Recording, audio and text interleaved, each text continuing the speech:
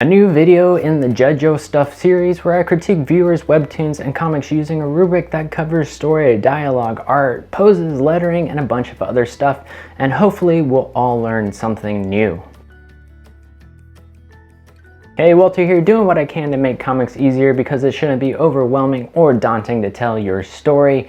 I make videos about making comics, so if that's something you're into, make sure you hit that subscribe button so you don't miss any videos. All right, submissions for critiques are currently closed as I work through my current submission queue, or you can check out my Patreon for ways to skip the line. All right, let's get started with Fallen Angels by Whirlwind United. This one's a little different. It's more of a hybrid novel comic, and it's using CG artwork.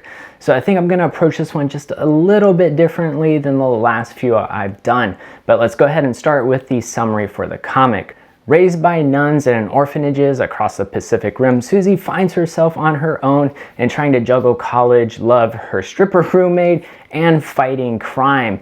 So this is straight and to the point. We know exactly what we're gonna get, but what I think is missing is the heart.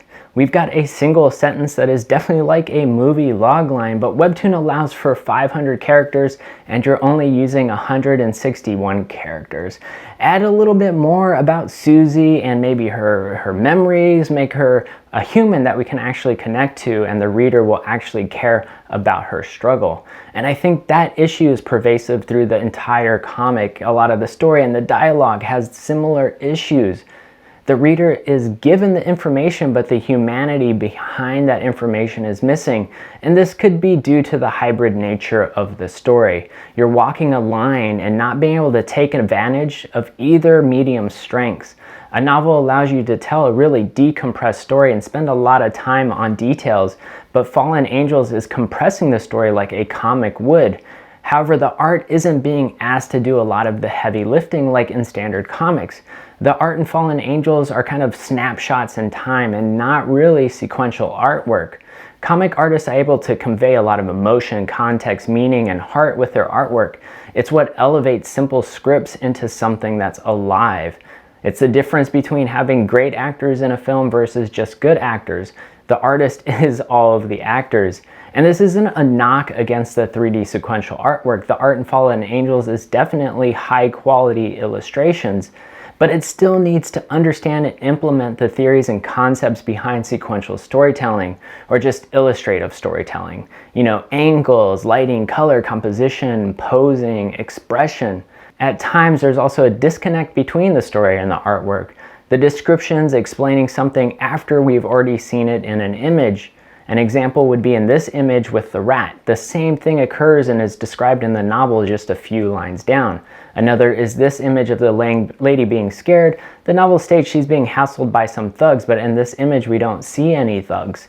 They show up in a few paragraphs down, but it is a cause of some confusion.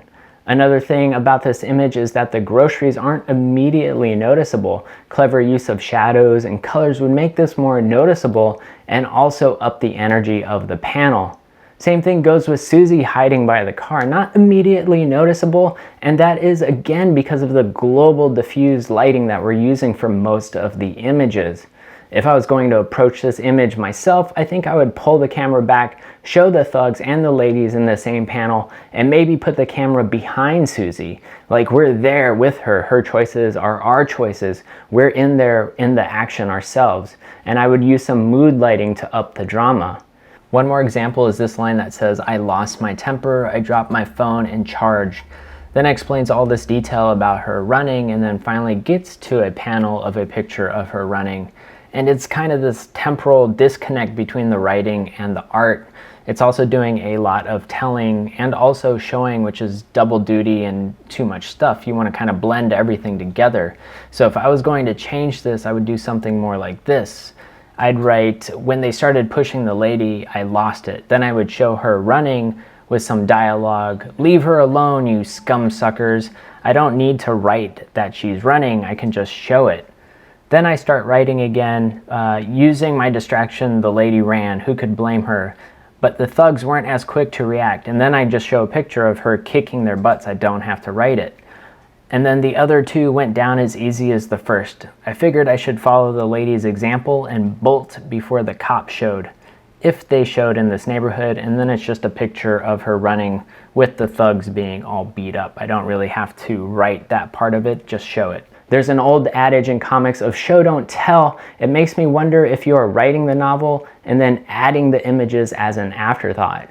Comic scripts are written with the art in mind. The comic would not exist if not for the artwork. It's like a blueprint for a building. The blueprint itself is not meant to be consumed by the general audience. It's the building that is supposed to be consumed. So this one was kind of a tough one for me to critique. This is very much outside my wheelhouse. So I'm trying to approach it with an open mind while trying to understand this unique and new method of storytelling, not trying to see it only through the lens of just a novel or just a comic, because it is something new and different. All that being said, I think there's something here. You have something. I can see your passion for storytelling, and I think you should continue making stories and making comics, making novels. You need to figure out the story that you want to tell, though, and how to harness the strengths of the mediums you have chosen to blend.